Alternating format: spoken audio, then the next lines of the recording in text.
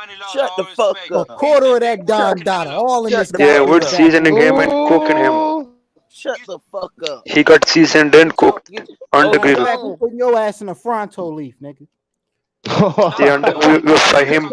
We fry him. I used to dick rock Canelo until he lost. Fake We ass. putting your ass in Nigga, a you's a Fronto bitch. leaf. Nigga, shut your bitch ass up. Racist motherfucker. Shut your racist ass up. Pussy ass nigga. Ever since Canelo lost, this nigga disappeared.